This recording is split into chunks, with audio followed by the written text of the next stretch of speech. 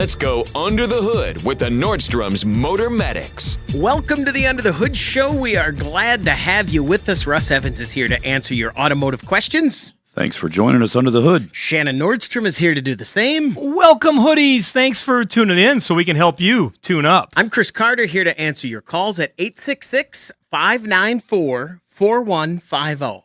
866-594-4150. Reminder, you can call that number 24 hours a day. We are live in the studio Thursday mornings, and if it's not Thursday morning, you can leave a message. We'll call you back. You can watch the show on our social media feeds, and if you miss an episode, you can always listen to the podcast wherever you get your podcasts. Yeah. How about that? I'm down with that. I think we should take that little recording and just use that. That was solid. Thank you. Producer Doug, mark that. Put it however you do that with audio. The thing. Yeah. 866-594-4150. We've got calls coming in, so let's get right to them. Let's talk to Dean. You're on the Under the Hood Show. Dean, what can we do for you? Well, Chris, I got a couple questions on my 95 F-150. Okay. I've got very rusty brown-colored coolant, and I'd like to know what's the best way to clean the cooling system, including the inside of that block. You're doing this yourself at home? Yep. All right. Well, you can, you don't want to make sure it's full. You don't want to get it too hot. You get that thing too hot, you're going to have an issues with hurting yourself. But there's many different products that can be used for that. Our partner, Justice Brothers, has a cooling system cleaner you can put in there. It's made to run a while, flush the system out. The main thing is that you get everything out. You're going to want to put it in with the antifreeze, run it probably like an hour with their cleaner, and then you will drain it. You want to flush it very well, and then fill it back with antifreeze. Now, you don't want to flush that block with water unless you have the block plugs out of the side of it, because you got to drain it all out to get the right blend of coolant and antifreeze, or coolant antifreeze, and the water. Because if you just pour pre-mixed in there, it's going to be too light for this climate, and the rust protection. So there's a couple things that can be done there. If you can't get the block plugs out, and it's a 95, I'm not optimistic that they will come out. No, I don't even think I'll try. Yeah, I think that could lead to bigger problems. So I would say put the clean. I would put the cleaner in it, run it an hour, and then I would say, "Wow, this is really dirty. Let's flush this really good. We're going to take the thermostat out of the block, put the cap back on it, the thermostat housing. Right. Put it back on, but then flush the heck out of this thing with regular, with water, tap water. And then how do you go about doing the flush? Well, you're going to have to have it draining while you're filling, because you want to really flush that block well. I would pull off the lower radiator hose on the bottom. Leave the thermostat off. Take the lower hose off the water pump. Take the thermostat out. Stick the hose in the top, and just flush the heck out of that thing really well, until it's completely clean.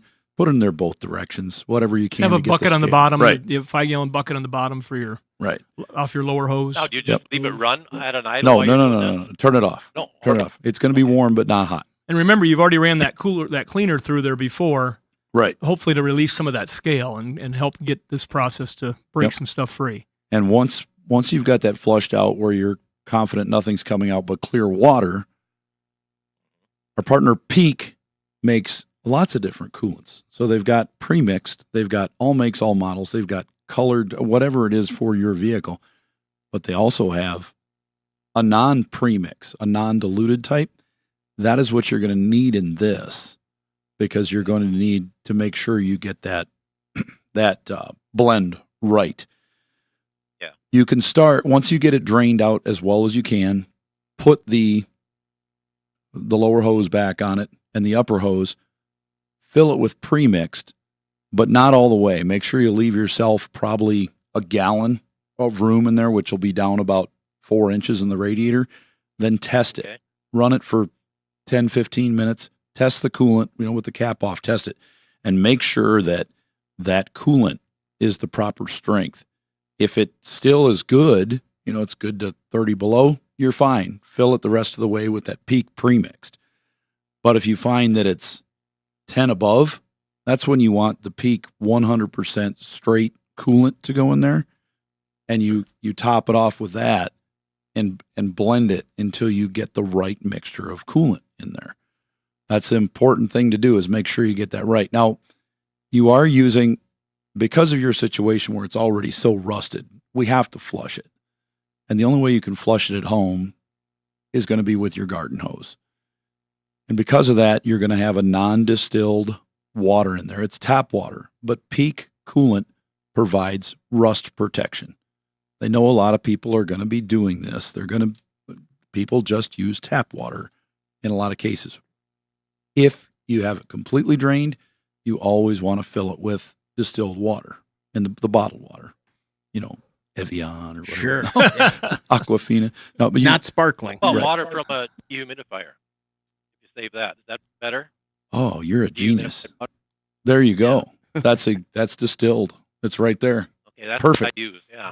All right, use that. Save it. You can get 5 gallons out of one of those pretty quick. From a I've never- dehumidifier. Yeah, I've never thought about that. Not a humidifier. That's a new one for me, but I like these. I like the way you do I've things. used that for years. Yeah. All right, we'll add that to our list. Gets plenty humid up here, so get that filled. Make sure you top it up. The key though is it does have rust protection and Peak coolant. You just want to make sure that it is full with the right freeze protection. Okay. The other question I have, you put a new or rebuilt tranny in it for me about a month and a half ago. What tranny fluid needs to go back in there if I need to add some? Just regular Ford tranny fluid, or does that rebuilt company suggest something else? No, it should say on the stick what kind of fluid is in there. Otherwise, Yep. whatever the owner's manual says in that vehicle, was a Mercon or Mercon LV or whatever that one uses. I don't remember for sure, but that's the one you want to use. Usually it says on the stick. Okay. Okay. Well, thanks a lot. There you go. Thanks, Dean. Yeah, you bet. Should have just had him And- flush the.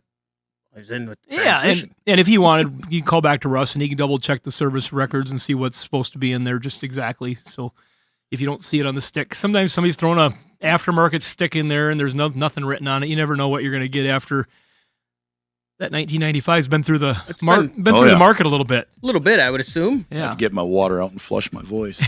you're doing pretty good.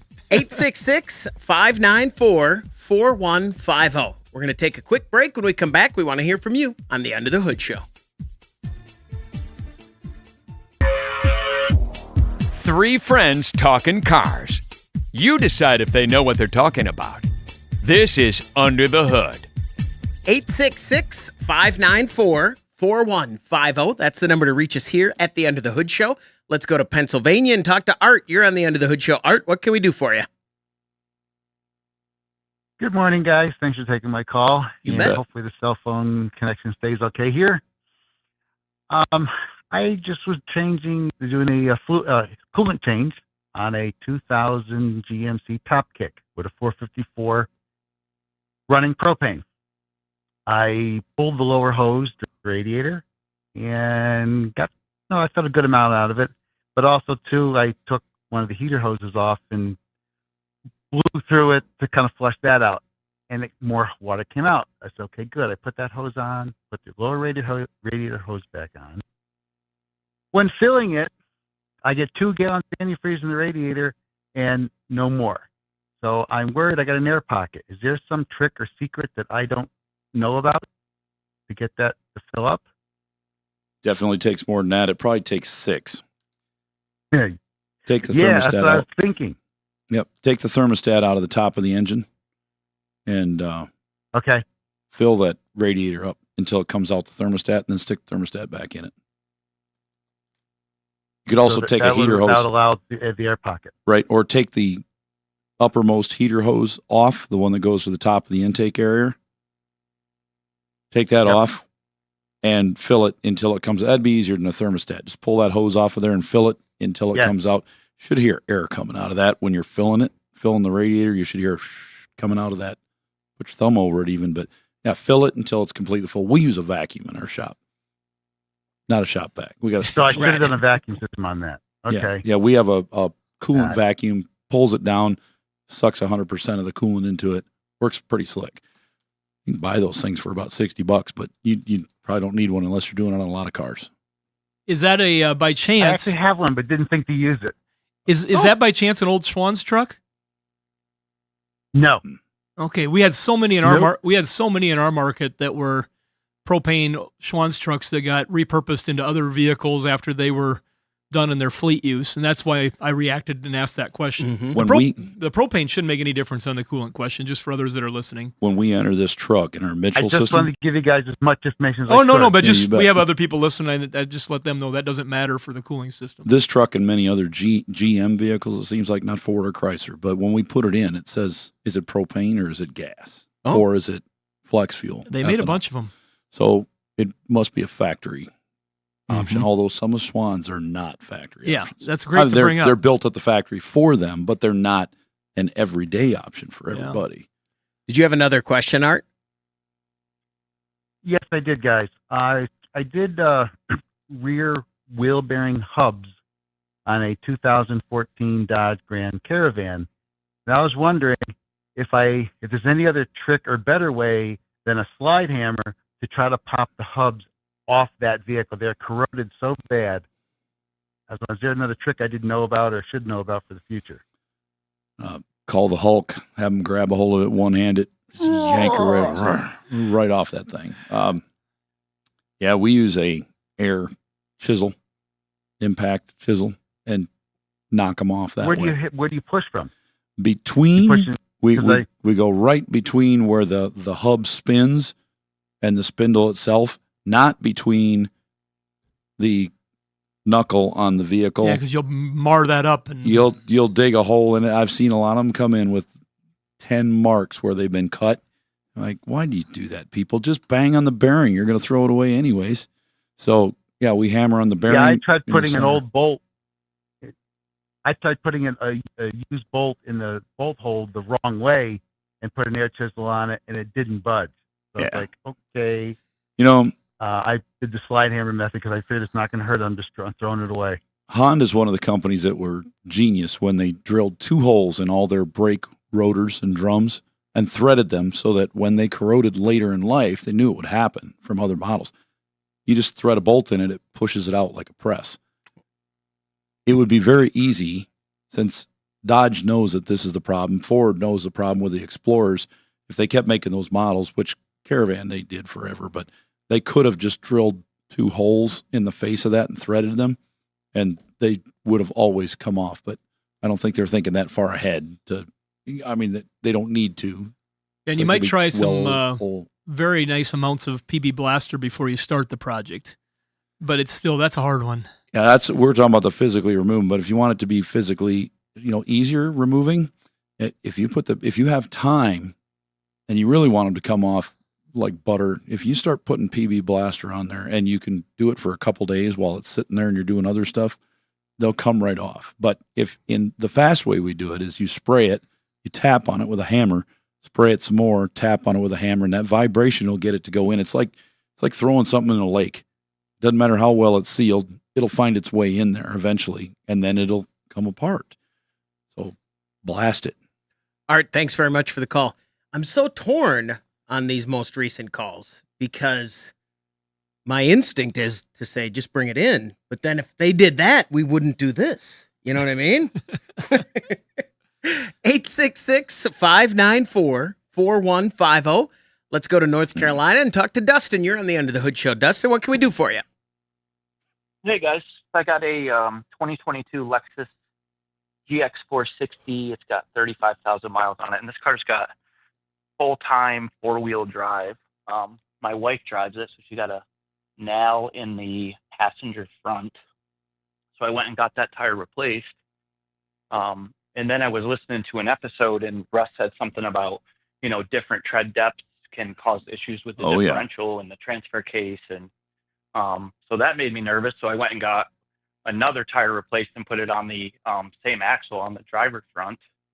And just kind of asking, is there a difference between like all-time four-wheel drive and all-wheel drive? And like, does this car have some good, like, you know, leniencies in that? Or do I really need to replace all the tires because, you know, they're like $300 a piece? And Yeah, they're expensive. stay away from that if I can. How many miles, just to kind of give us a little perspective, how many miles were on the tires when this nail went in and ruined it? Probably 30,000 miles. Okay. On the tires. They were the first ones that came with it. Yeah, so I they're did measure the yeah. tread. You know, I took a quarter and dropped it in there, and it was about a ½ inch kind of tread difference in the two, in the new tire and the original tire. If you rolled that ½ inch out over a parking lot, it would scare the heck out of you on how much difference of rotation that is. Yeah, if you put a piece of masking tape on that new tire and the back tire and then roll them next to each other for 100 feet, it'd be probably more than 3 turns difference between the two, which means your all-wheel drive unit, one half of it's turning 3 turns and the other half is not turning at all, which means it would be dragging and destroying it. So if you have a turn on, turn off 4-wheel drive system like a old Chevy truck with a lever on the floor or Ford Dodge, well, you do that and it's just going to grind the tires. They're going to and tear rubber off them until they're even. But if you have an all-wheel drive system where it's got clutches, it's thinking that you're stuck. It thinks that it's slipping and it's going to be trying to engage it and it's going to be eating clutches up. They all have to match.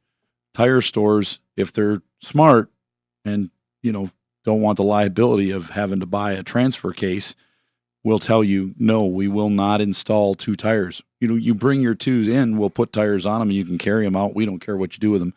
But if that car is on our hoist, it's getting 4 tires that match or no tires. Now, if you still got good tread on the other 2 and you feel that they would be usable to somebody, put them on Facebook Marketplace or eBay or something and sell those other 2. The tire store's not going to buy them because they rarely have a use for that exact. They want to have an exact brand, but you definitely have to have 4 tires that match. And 30,000 miles on a set of original factory tires is probably more like 40 or 50,000 miles on a set of aftermarkets you had installed, because the factory ones typically have less tread on them than the same one if you buy it after the new sale, and that's intentional. They have a little less tread. It costs the manufacturer a little less money, and also then you can get whatever you want on the car down the road. We know that from talking to tire people and some brands that may not be universal across every brand, but we do know that is across some.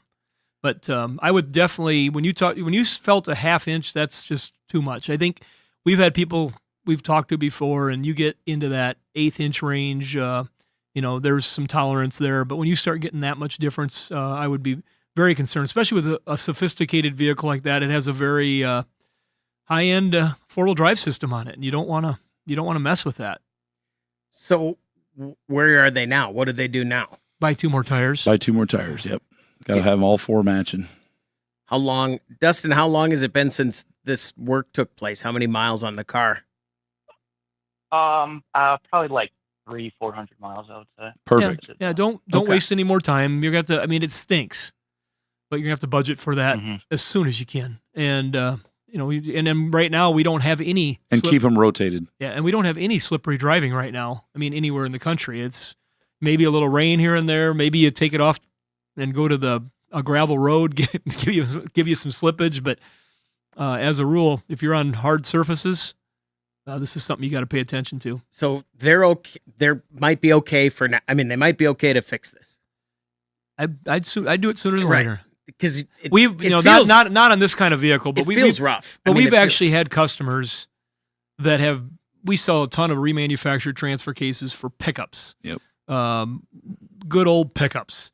And we'll have people burn out multiple transfer cases.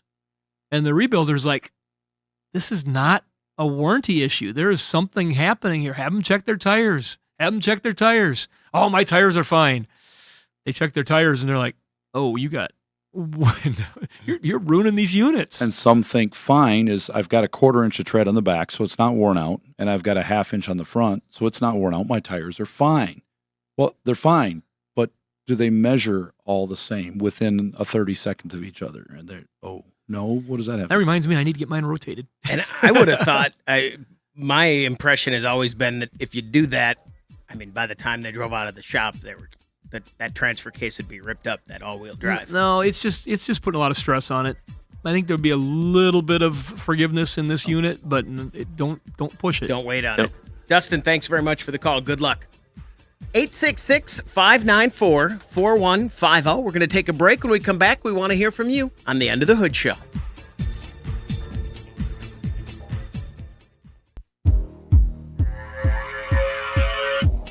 With over 2,000 episodes and over 200 stations, Under the Hood has the knowledge to make your car feel good.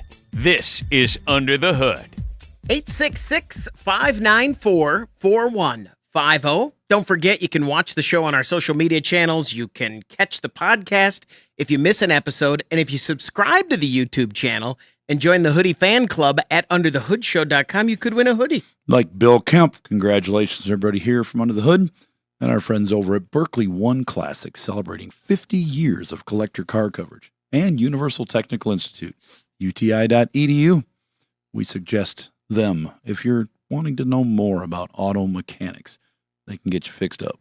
And we had a great chance to hang out with some folks from Berkeley One. We'll be talking about that, We did. too, as we go through here. 866-594-4150. Let's talk to Vanessa in New York. Vanessa, good morning. What can we do for you? Good morning. So I have 2 questions in regard to 2 vehicles. The first one is a 2016, a Mitsubishi Outlander at 54,000 miles. And then the other one will be an Equinox, a Chevy Equinox 2015 at 30,000 miles. Both vehicles seem really nice, except the Chevy has some sign of rust underneath by the tires. So I wanted to know, in your opinion, because I'm a little, undecisive. Everyone keeps giving me mixed signs, like the Chevys are not good, the Mitsubishis are terrible. Let's get into this. Let's get into this. So this is a choice potentially between these two? Yes, I got to make a choice. Is there another choice? No, there's no other choice. That's the only choice. The 2 choices for the budget that we are working with. On the 2013 Equinox, is it a 4-cylinder engine or a 6-cylinder engine? 4. And it's a 2015 Chevy Equinox. And you said it does. I don't think it matters. 13, 15. I think it's the same engine. 15. And the Outlander, is that a 4-cylinder or a 6-cylinder? I think that's a 4-cylinder all-wheel drive 2016. Do you know if there's any history on the Equinox of anything being done with the engine? If you look at like maintenance records or Carfaxes, have you got access to any of that stuff? Well, I have to go in today to the dealership. The dealership are the ones who has the vehicle. So they're basically saying, the sales rep basically told me that the Mitsubishi is cleaner than the Equinox. But when I test drove the Equinox, to me it sounded rough. I already have a Mercedes-Benz, but this is a secondary car. To me, it sounded very rough. I didn't like and it's a front-wheel drive. It's not an all-wheel drive. And the Outlander's an all-wheel drive? Yeah. Okay, I'm going to kind of zero in here on my feelings, at least.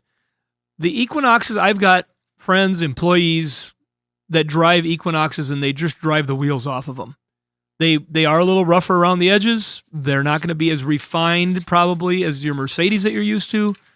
But the historic problems we see with the engine that's in those makes me really nervous. They would burn oil. They would have problems with, I don't know. We've just put literally hundreds and hundreds of engines in those vehicles. And we sell hundreds and hundreds of remanufactured engines for those vehicles. That's the only thing that makes me nervous about the Equinox. The transmission will seem like they'll go forever. You can buy parts as affordably as anything. If you have like a wheel bearing go out, almost any general repair shop will take that Equinox in and work on it. You're not going to get turned away by too many people. Whereas the Mitsubishi, some of your repair shops are going to be a little less eager to work on it, and your parts prices are going to be a little more expensive. They have a transmission that can fail from time to time, and when they do, they sometimes are more expensive to replace than the vehicle almost. That's what makes me nervous about the Outlander. That's just from our experience of when I'm in the dismantling business and selling parts, I see the worst of the worst. And I have to preface that with saying there is a million Equinoxes on the road. They sell a ton of Mitsubishi Outlanders, and they're not all dead. No. Right. But I would definitely want to make sure that I knew the maintenance history of either one of those vehicles. And that Outlander is right at the point where it should have a transmission fluid change if it hasn't had it done already. Because that would be is that a CVT in that one, Russ? Or is that I don't think so. I'm trying to remember It which. might be.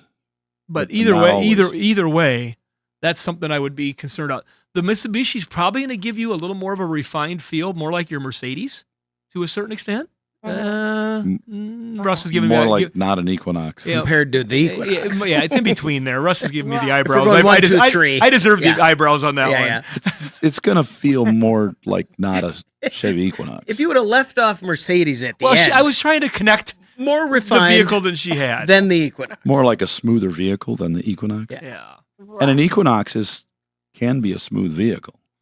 But in this case, what you got, I'm leaning with Shannon.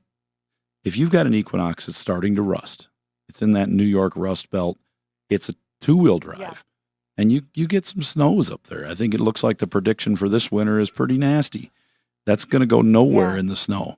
And if it's already feeling like it's kind of rough, that makes me a little nervous with what I've seen on some of these. But that Mitsubishi, it's a very capable all-wheel drive vehicle when they're working correctly.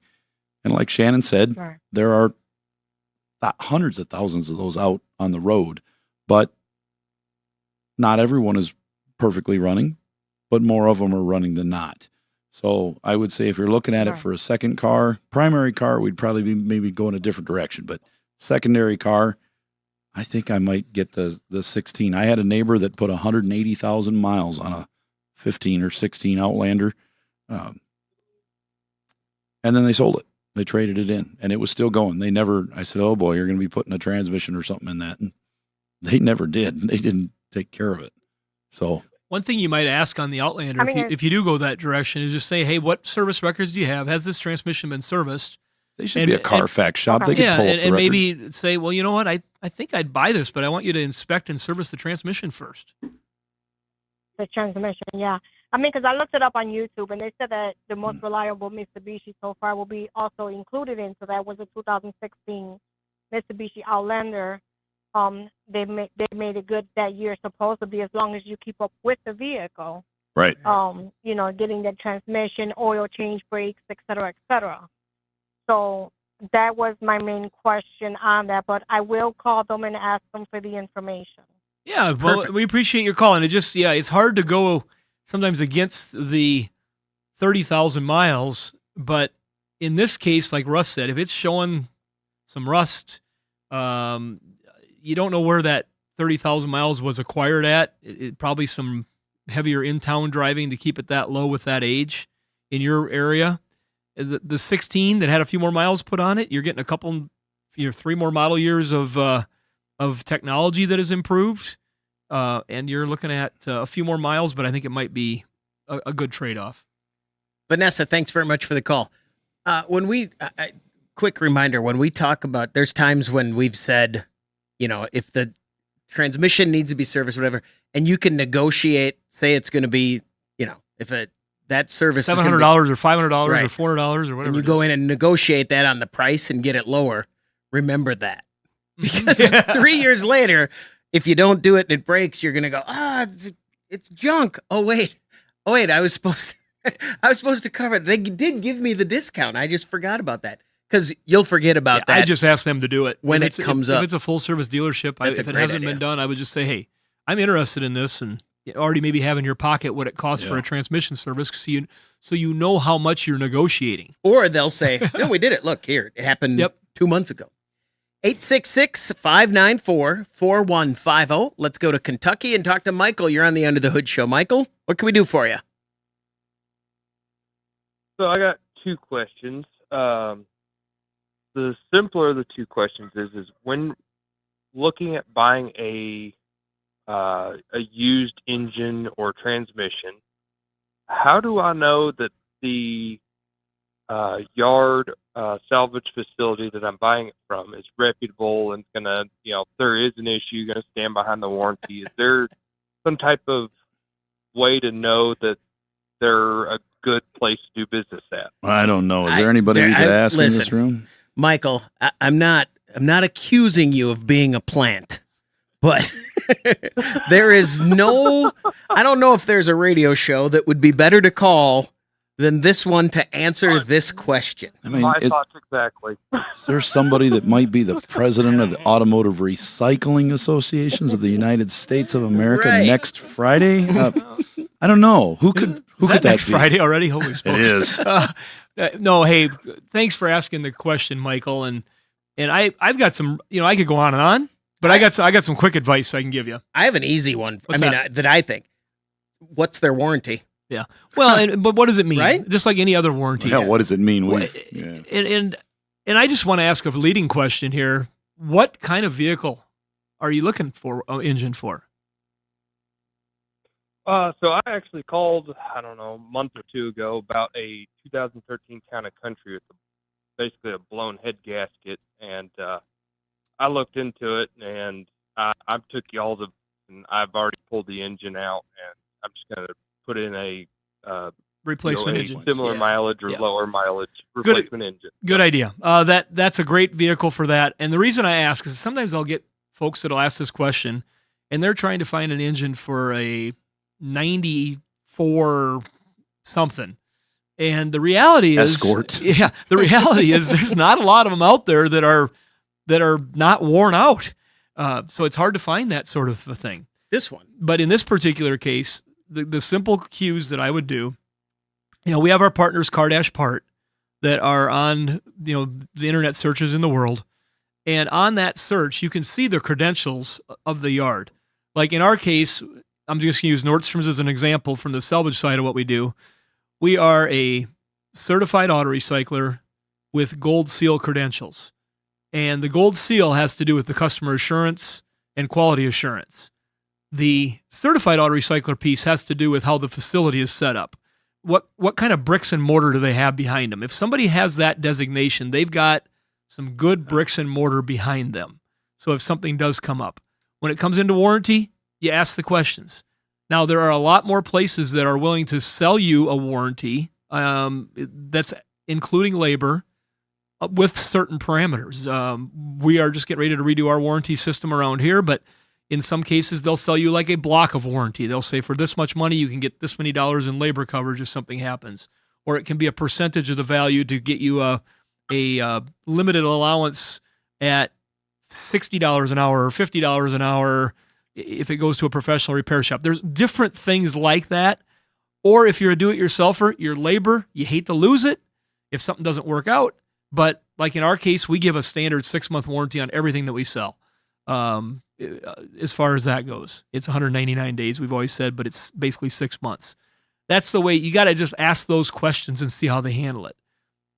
So those certifications of the facility are going to help you a lot. And Car-Part lists a lot of those certification symbols right on the listings.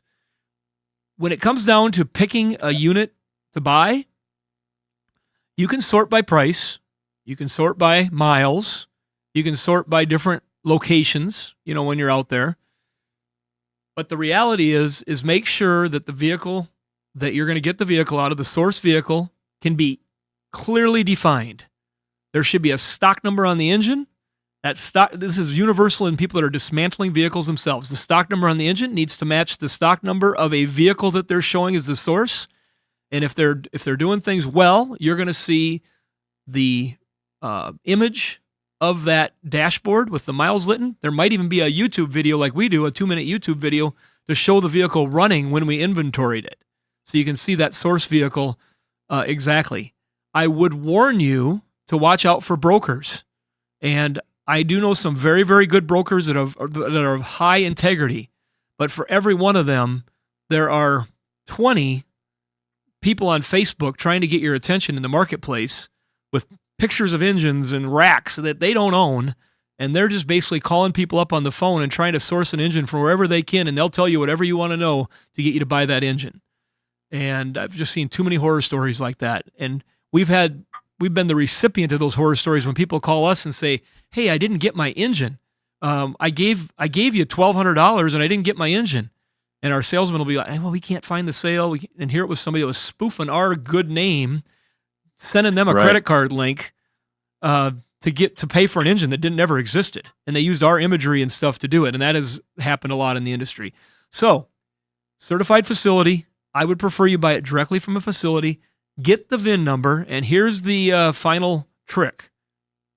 If you're spending a bunch of money and you're really concerned, get the source VIN number, run a Carfax on it. And that can be your truth serum, just like buying a used vehicle, to see where that came from, what its life was, are the miles legit if it's not listed. And I'll tell you that with the 3.6 that you need for this van, you're going to see engines priced anywhere from $250 to probably $2,000, different prices. Oh, gotcha. And some people have had a lot of transmissions and they want to sell out engines. And other people just got a bunch of high mileage stuff they might have got from a fleet. I know I've got one fleet. If I pulled a motor out of with 150,000 miles, I wouldn't worry about it one bit. I got another fleet. If I pulled it out, I'd say, I think this one might be done. Mm-hmm. And so that's where our testing processes come in. And to be clear, yes, you're talking to Michael and folks who want to put an engine in themselves. Yeah. If you have a shop that if I buy an engine from you, I don't have to worry about any of this. Well, right, because it's got a year warranty. And covers parts and labor with unlimited mileage. That's unique to what you do. I had a gentleman this morning that called me, and I could tell he was worried and upset because he said, "Hey, I put this in January this year, so it's a number, 10 months ago." But he said, I think it just exploded. What am I going to do? It's a lot of money.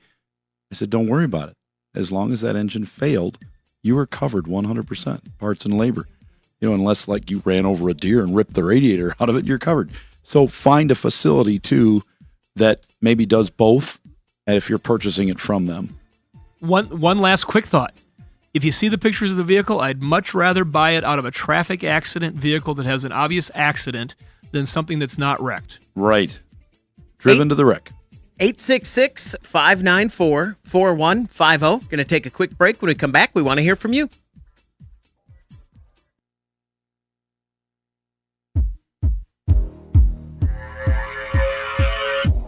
If your Band-Aid can is empty because you have so many dash lights on, you need to call Under the Hood. 866-594-4150. Let's go to Arizona and talk to Owen. You're on the Under the Hood show. Owen, what can we do for you? I heard a click. Owen, are you there? All right, I'm going to put Owen on hold. We'll see what happened there. Sounds like he's there. Might be having cell trouble. Hold on a second, Owen. Let's go to Wyoming and talk to Albert. You're on the Under the Hood show. Albert, what can we do for you? Thank you for taking my call. Seems like it's a morning for engine questions. So here's the story. Got 2016 Tacoma, had a dead cylinder on it. Verified it was a valve spring, so decided to order an engine from car-parts.com. Specifically asked for an engine without the vacuum pump on it, and guess what shows up? The engine with the pump. Live in a pretty remote place. I'm just trying to make this thing work. The guy I've been working with is really willing to work with me on it. So I'm trying to figure out how to get rid of that vacuum pump the proper way. Here's what I've found out so far is that you remove the vacuum pump, it's driven off the back of the camshaft, and there is an oil passage in the camshaft that needs to be blocked off. I understand Toyota just uses a little ball, probably about a 8-millimeter ball that goes in the end of that camshaft to plug that oil passage.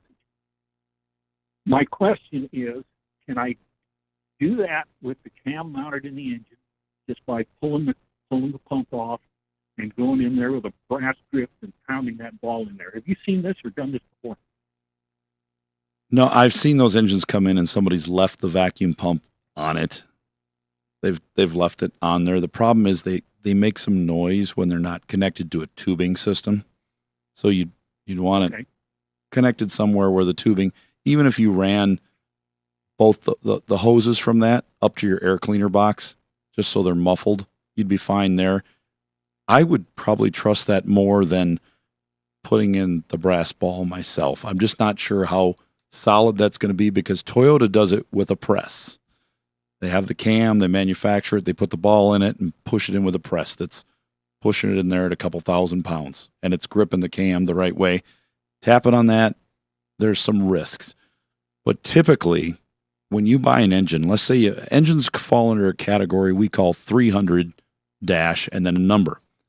So when you're purchasing one, if you look it up with and without vacuum pump, it'll say A and B, like 300, 1, 2, 3, 4, A and B. We see that in our system. Right. You don't see that when you're on Car Dash Park. And then when you're looking, you see the choices. As a seller, it'll say A interchanges with B, B interchanges with A. Difference is switch the exhaust and intake manifolds, oil pan, and vacuum pump, something like that. It'll tell you what the difference is. Sometimes it's a difference of just the fuel injectors. So we change all those things. In our shop, we have not run into the instance where we needed to change to take a vacuum pump off and plug that hole. I'd be more concerned with trying to add a vacuum pump if it didn't have one because I'd have to drill out that cam, and I don't want to do that at all. But with yours, if you can't find on YouTube where someone has plugged off that vacuum pump hole successfully and it's worked well, I'm a little leery of it. And if you ask them for one without the pump, they should send you one without, find you a different one if they have one in their stock, or at least make it good to get it back. I know if we do that, we record every phone call here and we have Skype and a lot of written things so we can verify. Now, if we go back to that call and you said, oh, I need one with a vacuum pump, no problem, I'll make it work. Well, that's on you. But if you said I must have one without it and we sent you one with, and there wasn't a way to change it, now they'd call me and see if there was a way to verify. How can we do this, Russ? Let's find something to get him going faster. And if we can't do that, then in the worst case, we're going to make it right with you and we're going to get you the right part. But I think something can be done with this. You're just trying to remove a vacuum pump, and whether that's to leave the pump on, which is always run, and just quiet it down by running those hoses somewhere. Even if you go to the hardware store and get an air compressor, air filter, they make little filters for your home air compressor. Put that on the inlet side so it's not sucking dirt in there. You'll be fine. You don't have to worry about the air coming out. It's the air coming in. It makes a little bit of noise, and you may not hear it under the hood of that vehicle. It's not super quiet under there. It's got a lot of. Did you consider that idea? I did. And after listening to you discuss it, I think that's probably the way I'm going to go. I only see one hose coming out of this vacuum pump. That's the suction then.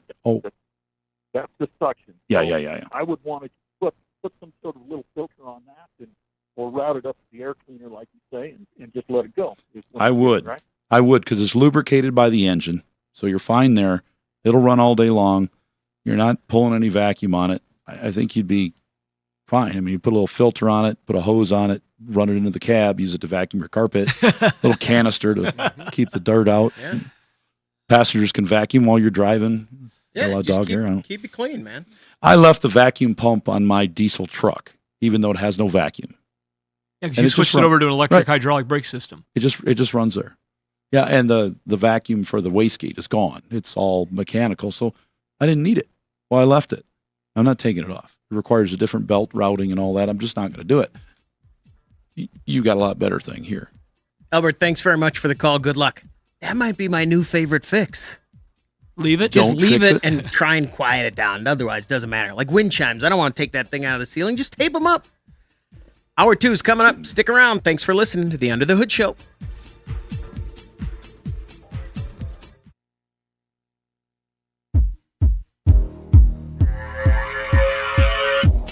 You're listening to the Nordstrom's Under the Hood Show with the Motor Medics, Shannon Nordstrom and Russ the Super Tech Evans. Shannon is an ASE engine and parts specialist, and Russ is an ASE Master Certified Technician with extensive factory drivability training. The Under the Hood Show is heard weekly on this and other great radio stations. With Russ Evans, this is Shannon Nordstrom, thanking you for tuning in to the Nordstrom's Under the Hood Show. Have a great day, and remember, PTLA. The opinions heard on this program, based on the many years of experience of Russ and Shannon, are offered for entertainment value and as a guide to your repair needs. No guarantee to repair or cause is given or implied.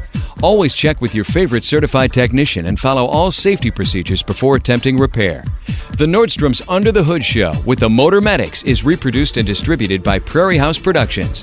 Have questions for the Motor Medics? Call our 24-hour toll-free number, 866-594-4150. All content of the Under the Hood Show is the property of Nordstrom's Incorporated. Copyright Nordstrom's Automotive and may be reproduced with our permission. Now, let's go under the hood with the Nordstrom's Motor Medics. Welcome to the Under the Hood Show. We are glad to have you with us. Russ Evans is here to answer your automotive questions. Thanks for joining us under the hood. Shannon Nordstrom is here to do the same. Welcome, hoodies. Thanks for tuning in so we can help you tune up. We've got callers on the line ready to go. But we're going to take a quick minute before we get to them. You have a couple things going on. We do. And I think it's 18th or 19th annual. I lose track. But we are having our Harvest Day at the You Pull It self-service operation. And that is basically an opportunity for enthusiasts of the self-service business or people that just want to gather things for eBay or whatever it might happen to be to go out and gather as much as they can fit in a wheelbarrow. And we have a 40-40-40. So 40 feet, 40 seconds, and it's $40. Or you can use a two-wheel hand cart, and then it's a 70-40, 40-40. 70 bucks, 40 feet, 40 seconds. A little course. It's got a little bump in it. We got to navigate a little bit. You might have to ring a bell or something crazy like that. And then we have the $100 Outlaw Express Lane, where two people can, or three, we don't care. You can strap. It's nuts. You can strap things there, and they can make a platform. People will make all kinds of crazy stuff. We've seen pickup beds filled with parts from the $100 Express Lane they can go through. And if nothing else, just to come out and watch, it's quite the spectacle. And that's this Saturday at Nordstrom's self-service used auto parts division. We call You Pull It lovingly for the you sheep and the pull it chicken in the country. And that'll be 8 to 5. We have a food truck out there. There's going to be some scavenger hunt items, most likely. We do some of that, too. But you get credit for whatever the value of the part is. And it's going to be, it's always a good event. Our customers love it. Our regulars love it. If you've never been out there before, it's something to see. This coming Saturday, going to be a little different this year. Ricardo Garza, our manager up there, customers love him. We love him. He had, I don't know if there's such thing as a small stroke, but he had a small stroke here about a month ago. It happened the morning of one of our employee meetings, and he is recovering. He's doing well. He's working on some things to get where he feels good, and we're optimistic it's going to keep trending the right direction. But usually Ricardo's right there at the end of that line. He's the one setting this all up, and we're scrambling a little bit, but we're going to get the Harvest Days underway. We invited Ricardo to come down. I don't know if he's going to do it or not, but we got a big card in the office, and we'll get a second big card if we fill that one up. We've already filled up the front and the back. We'd like you guys to come sign that card for Ricardo, and it's just going to be a little different this year, but we're going to support our friend and have a great day with Harvest Days. My dad will be out there. He said he won't be there all the day. He's got some things kind of going on too. But we'll get things rolling, and we're excited for the Harvest Days that You Pull It this Saturday out here in the country. So 866-594-4150. Let's go right to the phones and talk to Al in Arizona. You're on the Under the Hood Show. Al, what can we do for you? Good morning, guys. Love your show. Used to listen to Click and Clack, the Tapper Brothers, but I'm so glad you took over. I have a 2016 Nissan Rogue that I just bought. Has 87,000 miles on it. I've never had a car with a sealed transmission before. and I'm not sure whether to have it serviced or not with that many miles on it. Mm-hmm. Definitely. That's a CVT transmission. So, Constantly varying transmission. And it's not the same type of thing you have with a clutch transmission, where when a clutch transmission gets really dark, we don't suggest flushing it at all. But with the CVT, Almost no matter what. worn fluid will cause more wear. So we like to change the fluid. We do like to see people with these change the fluid at about the first 20,000 miles, 15 to 20,000. And then after that, it's about every 30,000 miles. A regular. You're talking and it's about drain and fill. this CVT transmission. Most CVTs. Okay. I'm trying to think of one that we don't do that on. So it's more than not, but we like to change it right away because it's not hurting it. It seems like the ones that we've seen do that have lasted much longer or just never failed. The ones that have not had a fluid change until they've reached 100,000 and thought, I should just change this. When you say that, Russ, Long Al, time. how many miles you got on your car? 87,000. I went to Nissan. They said they looked in their computer and cannot find any service that was done by a dealership. So I have no idea if it's ever been changed before. And you've owned the car for how long? I think I bought it with about 80,000, so Okay. I haven't had it very long at all. I've already had to do the rear hub assemblies in it. Normal. And you're in a climate that is There you go. better for almost anything except for a dashboard that wears out or a CD that you leave on the dash or a cassette tape. Probably had a box of melted tapes, It's good though with the transmission where we're at. Oh, I gotta say it. We see 20 below zero, and then that transmission warms up to 200 degrees, and then Right. back again, and that's hard on any transmission. It's hard on me. Mm-hmm. Yeah, that's a great reminder. We have to. I know Russ is good at it, but our Midwest bias on what happens here versus what might happen in Arizona is definitely Yes. a different thing. So the car, if I owned that car, if I was you right now, I would just change the transmission fluid. It's a drain and fill, so it's not super expensive. It's going to be cheaper than flushing a transmission in a Mercury Grand Marquis. And the drain and fill is pull the pan off. No, No. pull the plug out. Okay. You no filter. You just Okay. take the plug out, you drain it, you put the plug back in, you fill it in a plug on the side until it runs out and it's full. Follow the directions, but it's a drain and fill. Okay. A lot of people do this at home.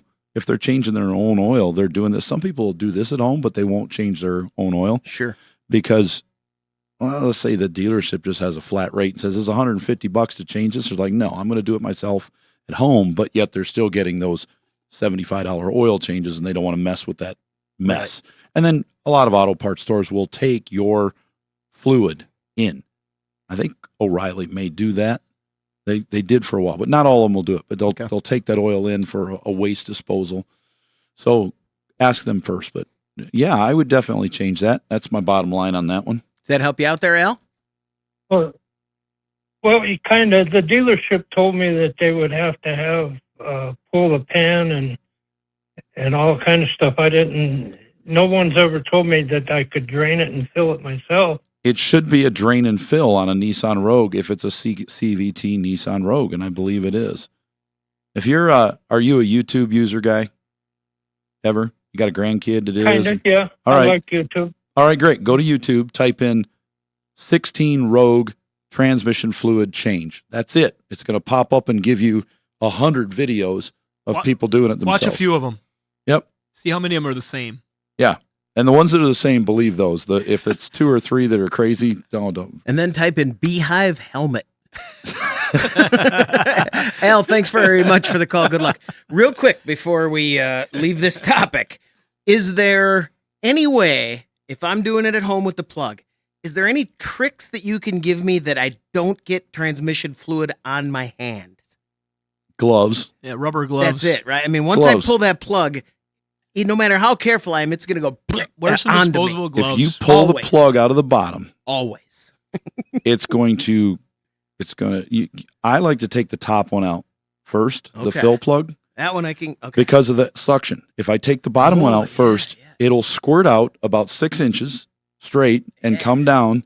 But then when it, after about 3 seconds, the suction will suck it back in, and then it'll spit out, and it'll kind of go everywhere for a minute, and then it'll continue to drain. It'll do it one more time, and then it drains. But if you pull the top out, it's just going to come out about 6 inches, and it'll slowly move back towards the bottom of that drain. So if you've got a 18-inch, 20-inch pan, you've got it made. But that one hand is getting transmission fluid on it no matter what. Mm-hmm.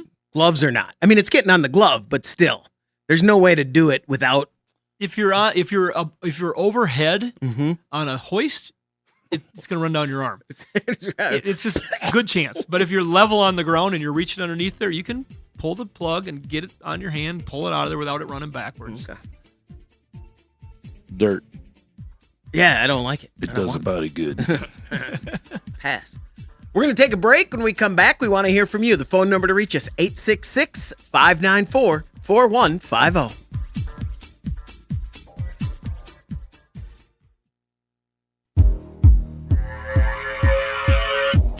If car repair was cheap, you wouldn't need us. We're under the hood. 866-594-4150. Let's talk to Alan. You're on the Under the Hood show. Alan, what can we do for you? Good morning. I got a 07 Dodge Caliber, and I got a couple of things with it.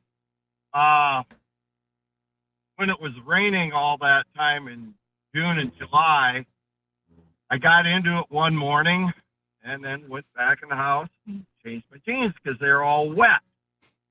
It's got a sunroof, and the corner of the headliner was dripping wet. It was soaked. You could squeeze it and get water out of it. Is there some sort of drain system on that? Yes, there is. That runs down the A-pillar? Yes, there is. And it's a great chance to tell the story that I always had, even growing up doing this until we actually took them apart. The general assumption would be in the old sunroofs from back in the day, they sealed themselves on the roof. Like when you cut one in at Safelite Auto Glass, they had the seal on the roof, and then there would be, the lids that would pop up. My Geo Metro had one. Yeah, I mean, it was a big deal back then. A lot of people Because you cut it in, there was no drain. Right. Mm-hmm. But a factory installed sunroof that moves, I think that's a prerequisite to say, has a channel and drain system in it.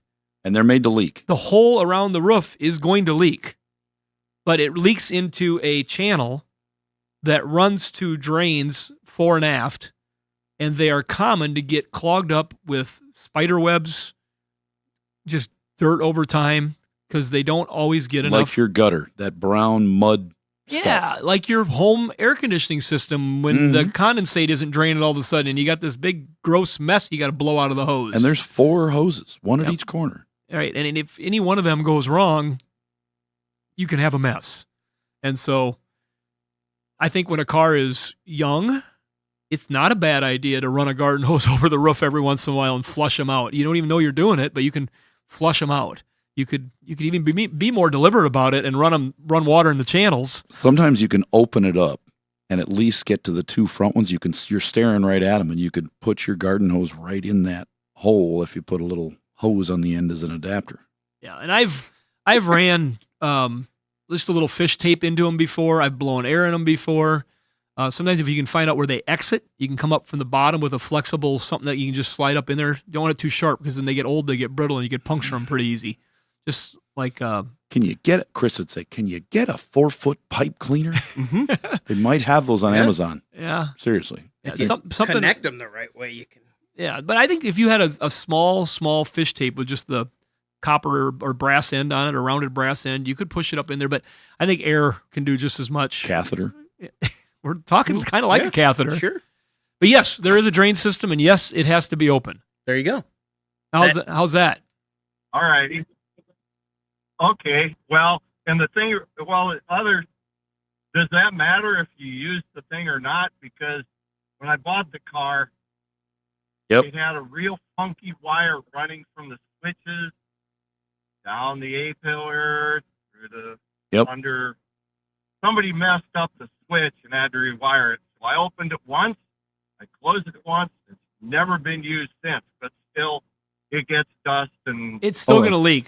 It's going to have leaves and everything in it. All that is just like if you look at that seal typically around there, it's like almost like a foam or a feather, not a feather, but a foam it's just a really light seal. It's not a waterproof seal. Right. In a heavy rain, it's going to penetrate past that. Car washes a lot of times will penetrate past that. And then it's got to rely on this channel and drain system. And if the drains can't let the water out, it pools up and it finds a way out down your headliner, in your back B pillar, maybe C pillar area, into the trunk. Sometimes it'll back up. I don't know. I had a 06 Range Rover that I fixed up that had 3 of them clogged, and it ended up, that did a lot of damage. It did water down into the rocker panels where all the wires ran, and any wire that had a butt connector on it from the factory, which was way more. Totaled the vehicle, right? It totaled the vehicle. The claim was that somebody had left the sunroof open in a rainstorm, which was not true when I got into it. And so there was a bunch of wires that were corroded in the rocker panels where the harness ran through, where they had butt connectors. But thank goodness somebody else on YouTube had already done what I was doing, and everything they showed was wrong with mine too. Oh boy. Alan, thanks very much for the call. I just had kind of a great moment. My sunroof leaks, and when it rains, it comes in right above the visor, so it would drip down on me. And I was not going to ever bring it up to you and just be like, if something went wrong, I'd be like, oh, it's the first time. And I realized as this call made me uncomfortable that it was in the car that got totaled. So I did it. I did it. I waited long enough that it didn't matter. 866-594-4150. Let's talk to Dan. You're on the Under the Hood Show. Dan, what can we do for you? Good morning, gentlemen. I have a 1975 Chevrolet Caprice Classic Convertible. We've owned it since it was new. I bought it from my mother-in-law, who bought it new in 1975. Just turned over 100,000 miles. But it's 50 years old. It needs to be repainted. It's in really good shape, but it has, dings and dents and scratches. And there are some trim pieces missing, body molding, some of the badges. Is that something you would have at your yard, or can you steer me toward a source for either original salvage parts or OEM parts, NOS parts, or reproduction parts?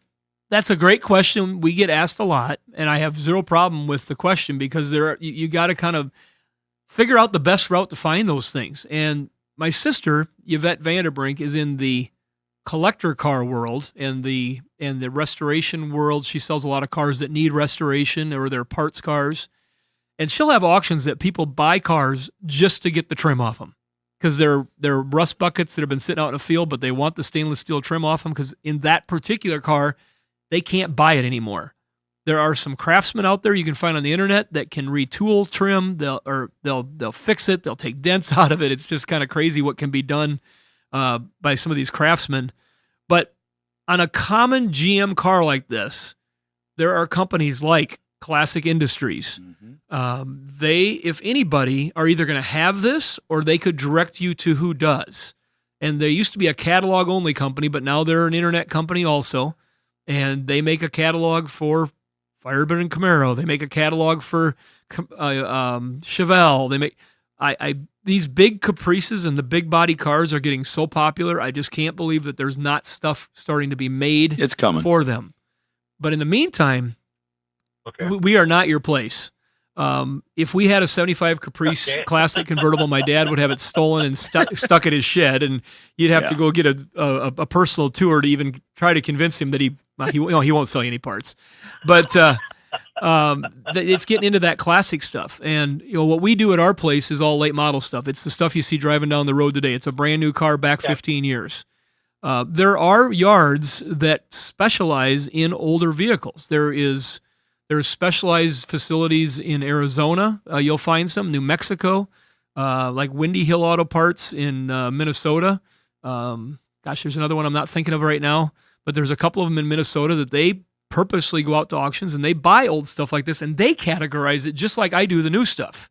Mm-hmm. And so that is out there. And in all else, and you want to get something, and if it's going to be out there and it's rare, you go to eBay, but you're going to pay for it. If everybody knows it's rare, you're going to pay for it. Swap meets still exist. People still go to swap meets and they hunt. When you get into something like that, those are your options. But if you're computer savvy, usually the hunt has gotten a lot easier. Gotcha. Okay. And I think that this car classifies before you go anywhere, Dan, as a stay Berkeley there. One Classic. Mhm. Berkeley One would love to insure this vehicle for you with an agreed value policy and let you drive it all year round here and there and save you some money. We were going to guess the color of this 75 Caprice Classic convertible. I don't need to know this for the color, but I do need to know this quickly. Is it a big block by chance? What motors it got in it? No, it's a small block 400. Okay, that's still fun. All right, I think that this 75 Caprice Classic convertible is maroon. Go ahead. I'll It's go white. last. I was going to say white, but because it was his mother-in-law's, I'm going to say it's light blue. Doug said green. I was going to say green at first, but Doug I'm took going green. with white. What color we got? It's triple white. White top, white, and then burgundy, ash, and carpet. White Whoa. interior, white upholstery. That sounds like a cool car. Well I done. won the hoodie myself, right? There you go. Yeah, you guessed it right. But I will give it to Dan. So producer Doug will get your information. Stay on the line, and he'll get you hooked up with a hoodie, courtesy of Berkeley One Classics. We're going to take a quick break. When we come back, we want to hear from you. 866-594-4150. 866-594-4150. Don't forget, you can watch the show on our YouTube channel, and you can get us on wherever you get your podcast if you miss an episode. And if you subscribe to the YouTube channel and join the Hoodie Fan Club at UnderTheHood.com, you could win a hoodie. Like Leroy Perkins. Congratulations for everybody here under the hood and our friends over at Berkeley One Classics, celebrating 50 years of collector car coverage, and Universal Technical Institute, uti.edu. 866-594-4150. Let's go to Florida and talk to Oscar. You're on the Under the Hood Show. Oscar, what can we do for you? Hi, I was calling to ask about 2008 Avalon. I'm having a new issue over the last few days where when I turn hard either direction, I get a sort of clicking or popping noise out of the front wheels. I was just wondering what could be going on and what level of concern I need. Before you answer this question, I want to say a quick prayer.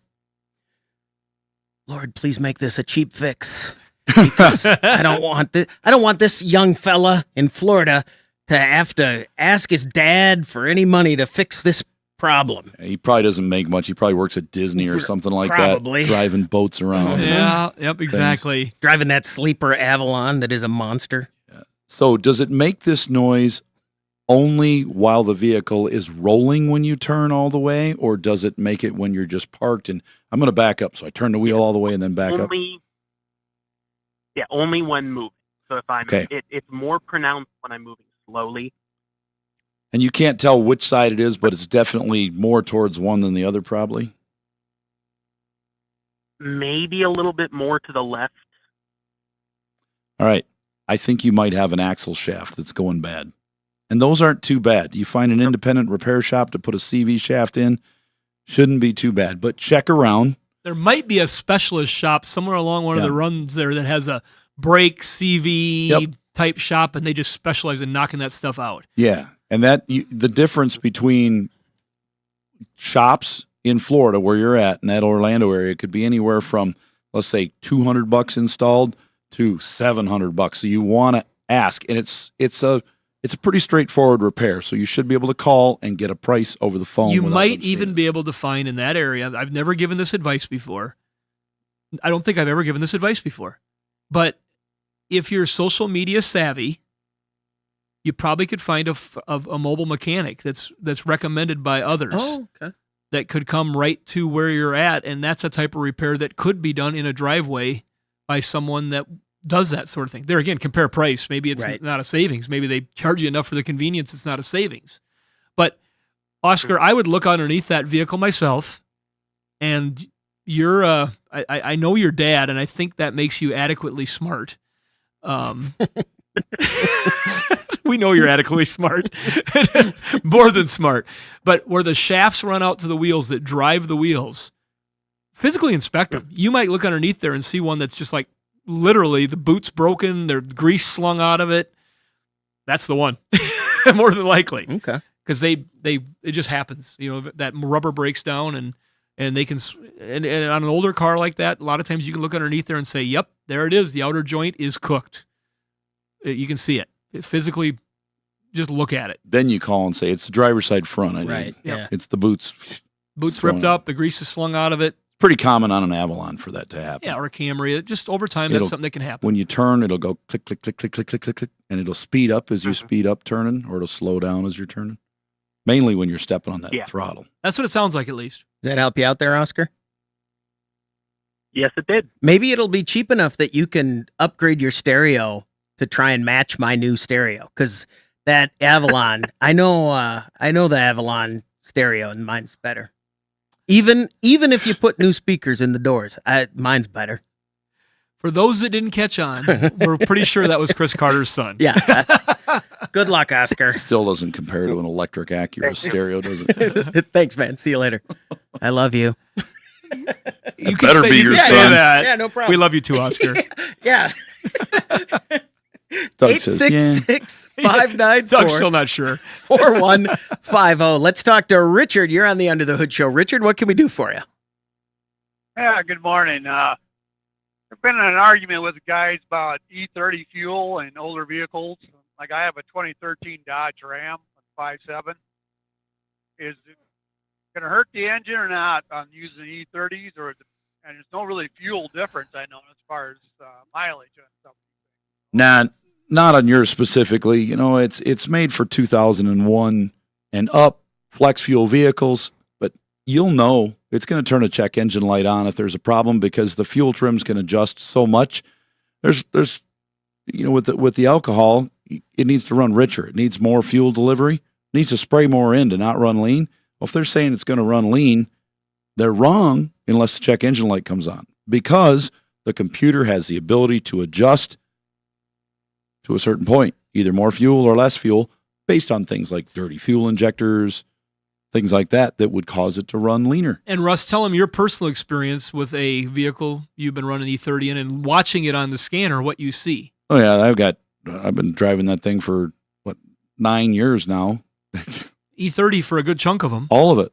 Yeah, I didn't know it was all of them. I didn't know if you started with it or not. So. I put it in there right away, and because I had that scanner to read it, it's just an on-dash display of a tuner.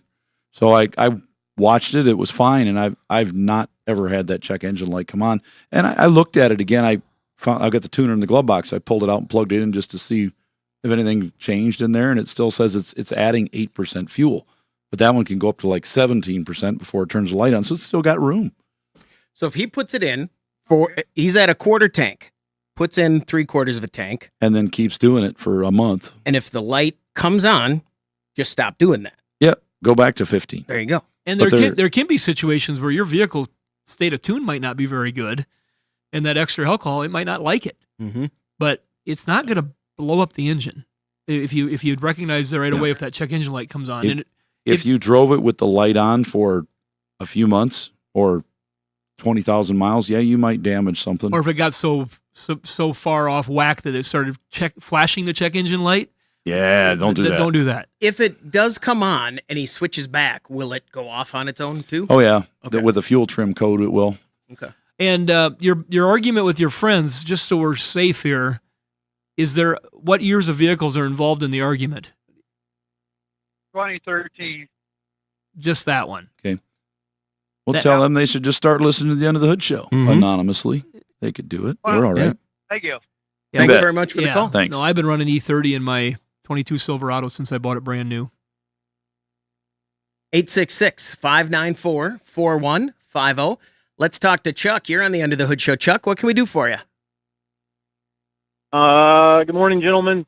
Thanks for taking my call. I got a 2014 Ram Bighorn, and it's kind of a weird deal, but I'm having a heck of a time putting fuel in it. It shuts the damn thing off every time I try to put fuel in, and I just wondering what the setup looks like. Is there something plugged in there for a vent or something in the nozzle? I don't know. Help me out. No, you got the nozzle runs down. You've got a evap canister, a very long, large evap canister on there with what they call a leak detection pump on the end of it. That's Chrysler's way of describing what that does, a purge valve, but some of them are a pump. They actually click vapors. Yeah, they check the. Not like liquid leak. Right? No, it's just supposed to be air. Yeah. But that has to vent. The canister has to vent. So either if the valve starts to go bad and you change it right away, usually that takes care of the problem. But a lot of times people don't change the valve right away and they can't get fuel into it. So now when it's full, they keep trying to get more fuel in it, not knowing that it's already full, and it overflows past the valve into the canister and it ruins it. You got to get a canister. I looked one up for a 14 this morning for one of my friends, and it's like $400. Ooh. The leak detection pump is like $70. So if you buy a whole canister, it's always going to come with that. I couldn't find one without the pump on it. But if you get one now, that's where I would start. If I'm trying to do one at home and I had no tools to diagnose and figure it out, I'd probably just go buy that little leak detection pump. Sometimes they call it a canister check pump. That's what it was in when I looked it up just a few hours ago. So that's probably what's going on. And it's just not venting. It's clogged with dirt or the solenoid. Do you run a lot of gravel roads or have a bad habit of overfilling your tank with a couple click extra or anything like that? Not the overfilling, but do a lot of hunting and on gravel roads, so that probably explains a little bit. That'll do it. Yeah, that fine dust just filters into those systems and clogs them up. I know my sister back, I brought her up twice on the show today, but she had a Yukon back in the day that I think we put a bunch of them on before we finally relocated it. And that's not like the sunroof question we had. You can't really do anything about that. No, you can't. You can do it by changing it. Yeah, you can't It's fish gone. anything out or blow No, it in. Yeah. it's Maybe if it gets to be a common failure where like this 14 Ram they just keep failing, I wouldn't be surprised if our partners at Dorman Products would come up with something different. Dorman Products does sell that canister with a updated type valve. Okay. That's where I ended up ordering it from. Chuck, thanks very much for the call. Good luck. And that is I find that problem interesting for this reason. I've been on this show for a long time now. And when someone calls and says, when I try to put gas in, it shuts off all the time. And I know immediately what it is. But when it happens to me, I was like, what Send me a text. What's going on with my car? What the heck? Like, This what is so weird that this is happening. When in fact, if it's someone else and I'm not in that problem, I know right away what it is. But when you're in it, you're like, what's going on? What's happening? I always think of a camper that I had that the vent had gotten clogged on from the factory when they built it new underneath one of the cross members. And I'd put the garden hose on the side. It would fill for a while, and all of a sudden, poof, it would come back out at you like a geyser. And once I got the vent unplugged, it filled up real easy. 866-594-4150. We're going to take a break. When we come back, we want to hear from you.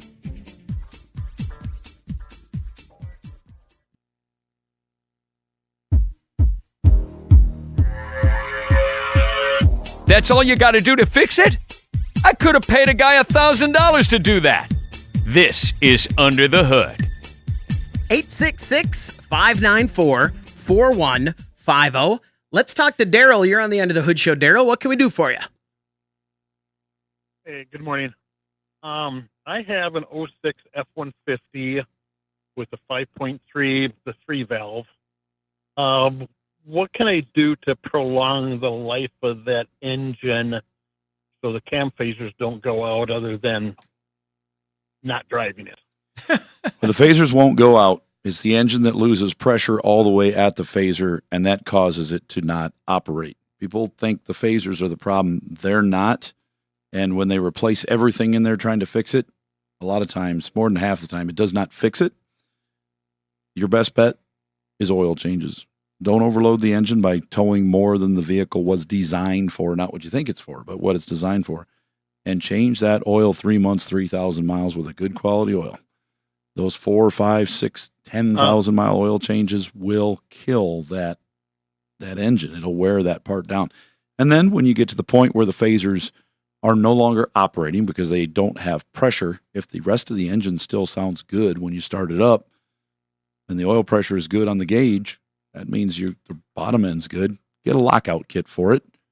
Replace the phasers with a lockout kit. And you may get another 100,000 miles out of it. How many miles are on it now? What's the best oil to use? A full synthetic or semi? You can use a full synthetic in there, and that's probably a 520 if I remember right. But follow whatever the manufacturer wants on your specific year. How many miles do you have on it now, Daryl? 117,000. And it's running good, working good, smooth. Great. Yeah, that's awesome. You may get a lot more. And you have what's been your routine up until now on oil changes? As frequent as possible. 3,500 miles, 5,000 miles. Where are you at? Yeah, about 3,000. Then I take it into Ford to actually have them do it. Why would you call him out like that? I'm just curious. He made it clear he thinks he's at least saying he's we'll have people that say I change it regularly, and then they come across and they say I do it every 7,500 miles. Yeah, and we're I do like, it before the no, light not comes on on. this one. How long have you had the vehicle? I've probably owned it for 6 or 7 years. I park it in the wintertime. I don't ever drive it in the wintertime. No rust on it whatsoever. I've got a 98 K1 K1500 that I drive most of the time. I think how much was on it when you bought it?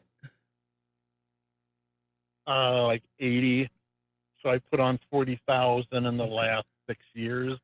So my question would be, on Daryl's behalf, is there anything he can do now besides what he just did? It's oil. where it's at. That's it. Yeah. No, I would just definitely keep those regular oil changes with the quality oil, and even a little bit of the Justice Brothers heavy service additive in there. Heavy duty vehicle from Justice Brothers. If you don't have it, sometimes you can find it in your local store. Auto parts, a few of them will carry it, but you're probably going to have to ask your auto repair place, do they have it? And if they don't, they may start carrying it because that stuff works great for protecting engines from the high pressure wear areas. And it'll help bring temperatures down in certain areas. We've watched it ourselves in our show truck that Russ used. Oh, yeah. Lower the rear axle temperature by how many degrees was it?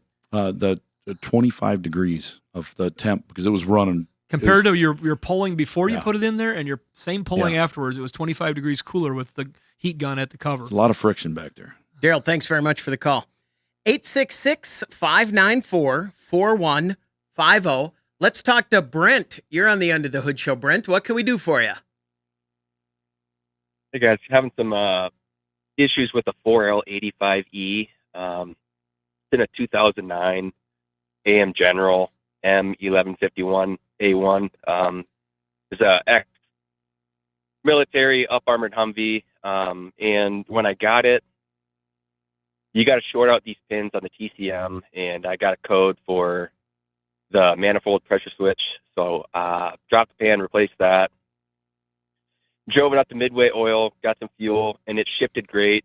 Went into overdrive. And then on my way back, 5 miles south, it went into limp mode again on a 2-3 shift. And then it keeps me in second gear. So I can shut it off and restart it, and it resets ECM, it resets the code. And if I shift manually, if I put it in second gear and I manually shift into drive, it'll shift fine. It'll never go into limp mode. So then I noticed the internal harness was leaking externally and figured that was my aha moment. Like, oh man, I'm having weird, quirky issues, like from fluid on the pins, shorting it out. Right. Drop the pan again, replace that, and then it's still doing it. So I'm wondering if I got a bad shift solenoid or. You probably do. Before you answer this question, I've never done this on the show before. Yeah. Okay, go ahead. You're excited. Yeah. That's a big beast he's driving there. Yeah, I think you've got one of those solenoids going out. You could check them with a a resistance meter, volt ohm meter. Check and see what the resistance is of them, compare them to a good one. Probably got one that's starting to fail. So when it sees as you drive it, it's obviously you start it up, it's fine. So it says, okay, we're good. Resistance is in range. But when you start moving, it tries to shift on its own. It says, ooh, that's way out. Set the light, put it into limp mode. We don't want to destroy it. But then you shut the key off, you start it up again, it's normal, and says, oh, we're fine, let's drive. They're trying to keep you on the road. Okay. So it's probably, I'd check that resistance of those. But when we start seeing fluid leaking through a harness like that, it usually means the transmission has been warm at one point or another, and it may have been as a service vehicle, a real service vehicle. Yeah. And it may have heated up the solenoids a little bit and caused problems with them leaking. I'd check the resistance of them. Okay. When the throttle position sensor, that's all perfectly spec'd for voltage and adjustment. I replaced the brake light switch. That's another known issue with those. And I was having issues with the brake lights. So yeah, I think the solenoid is a place to start. And luckily I welded a bung and got a drain. It makes it a little bit easier dropping the pan. Oh yeah. That would definitely speed things up a little bit. What kind of mileage you get in that thing? Oh man, it's miles per gallon, man. I was just miles per gallon. The same as my truck, but the new design. What's your miles per gallon? About 2 gallons. 2 gallons a mile. Per pretty mile. much. Yeah. I don't even care. Which motor? I love it. Which motor's in it? It's an Optimizer 6.5, isn't it? So this got the Turbo 6.5, yep, and then this has all the best of the best. It's like the latest and greatest military Humvee. So this one goes 80. Got dual AC front and rear. It's probably it's a getting sweet unit. Wheelwood brakes. Probably getting 12, 10 to 12, depending on how hard you drive it. I would say 10 to 12. That's what my other overdrive Humvee got. Yeah, I love it. Are parts for that easy to get if you know where to look? They are. Okay. Yeah, you can buy them. Yep. Is that a Berkeley Classic? Oh yeah. Tan. Yeah. Tan. It's a collector. Tan. Beige. Light beige. I'm going tan, light beige. It's red. I'm gonna guess it's wrapped. It's been repainted. It's wrapped and it's but it's red. And it's white. Doug says camo. White. What color is that thing? This one's tan. Yeah. Tan. That's an easy guess. It's Yeah. like Tan it's like flat somebody called it with the GNX or a Grand National. I go black. Stay on the line, and producer Doug Mashik will hoodie you up. Thanks, Brent. Good luck with that. 866-594-4150. If you want to swing it, maybe you could swing it by some Thursday and pick up his hoodie in person. There you go. Take us for a ride. Over the.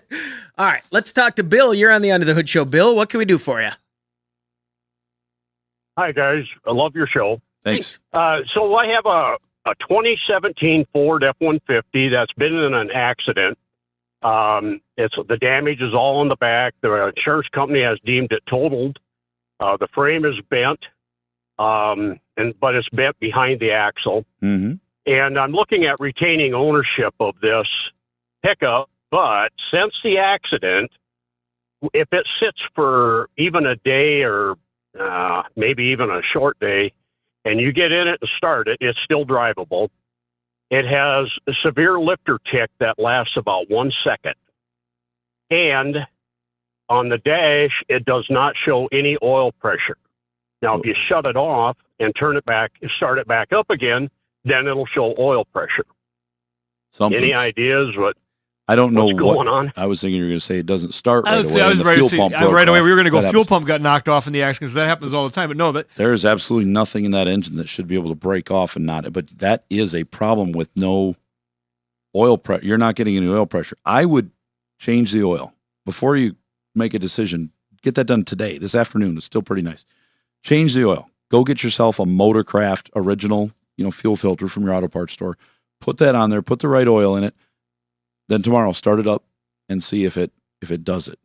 And if it's gone, a lot of those had problems with the oil filters that they say, hey, go back to the Motorcraft because some of the aftermarkets don't work real well. So try that and see if that fixes your problem. And if it does, then you can feel more comfortable about there it. is nothing. We've dismantled a lot of cars in all kinds of types of accidents. Nothing that can break off. There's nothing from the type of hit you described, which I can visualize it, that would have damaged the engine. Even if it was hit real hard in the front, it would have to break the oil filter off of the block to cause a problem. Do you feel that same way? You're kind of questioning that? Yeah, I'm not real concerned about owning it if I can get it bought back at a reasonable price. But, the pickup is in too good a shape, new tires, brand new battery, new windshield. It's just been all fixed up here recently. 112,000 miles. And we farm, so I can pull the box off and straighten the frame, put a flatbed on it, and keep using it. Yeah, and, some insurance companies make it easier than others to retain your salvage. There used to be a time where some would make you bid on your own vehicle. There's the numbers that are being presented to insurance companies by auctions of what the expected salvage return is often the basis for what they use to retain it. You might find that number is higher than you would have expected compared to what you thought 20 years ago. Because you, as an auto recycler, would know what he knows. And I wouldn't be surprised if you saw a number somewhere between 25 and 50% of the value on that vehicle. So, but and then just see how that state handles it. Some states you have to send your title in to get the salvage mark put on it. Other ones they'll just say, "Here's your check and sign this paper," and clean and easy. So you'll find that out though. Bill, thanks very much for the call. All right, here we go with the after show. That is just to kind of just finish up that conversation there. That I think a lot of people are shocked when they say it's a total loss. And then you find out, like, if you say, well, I'll buy it back, and they give you the figure that they're looking at, you go, oh, okay, yeah, that's okay. That's a lot. To fix it makes sense. That if this was a $15,000 truck or something like that, and all of a sudden they're telling you that they want $7,000 to retain it, you're looking at them like they're crazy, but the market is extremely high on salvage. And and the insurance company, and it has been for a while. And the salvage companies, they know that. And so they're always looking at where they're at. I mean, it can be, like I said, anywhere from 25% to 40%, depending on what the vehicle is.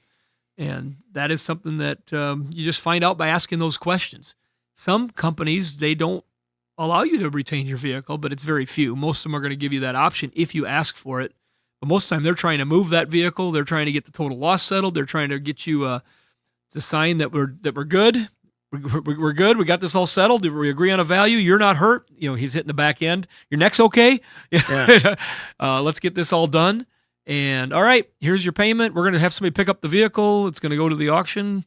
And this stuff's happening fast nowadays. Yeah. There's a lot of drivers that are driving people to settle claims fast. And I tell people all the time, there's a lot of folks out there that say, you got to have an attorney to settle an insurance claim. If you don't know anything about anything on this stuff, maybe it's not a bad idea. But as a rule, if you're willing to have a conversation with a slight amount of resistance, I'm not talking about a debate or an argument. Just some people can't even have a conversation with any resistance. But if they say, well, here's where your settlement's at, and here's what that, and you just say, I don't agree with that. I mean, I think that here's my examples of in the real market. I don't agree with your valuation. Let's talk about this a little bit. I did just put new tires on it, and it's got a new engine 2 years ago. I think mine's above the curve. I think you should bend that a little bit. And that's the difference between like in a classic car with a Berkeley One where you have an agreed value. That conversation is not happening because you've already agreed every year what the value of your vehicle is. Not the case with your typical vehicles going down the road. And then that same thing with that salvage retention, if you're interested in that. Well, what's my payment and I keep the salvage? Well, it's this. Really? You can ask some questions, or it might be that, this is a big out-of-state insurance company, and they really don't want to deal with this thing, and they're going to let me keep it for not a lot. I'll do that, and I'll sell it myself to somebody like me. I was wondering if there's probably some level of the insurance company as a whole going, let's get done. We got a lot to do. Just let's get this handled. There obviously is always going to be a desire from anybody that's paying you to pay you as little as they have to. It doesn't mean that they're bad people. They're just doing what they do, and it doesn't mean that there's a conspiracy or anything like that. And so you ask questions. You got to look up some information. You got to be prepared, and be prepared to just have some conversations with resistance. Conversations that might take a call back. It might mean they have to go back and check their information in the computer. And you can usually sort this stuff out without having to get a counsel involved, unless you're just trying to be unreasonable.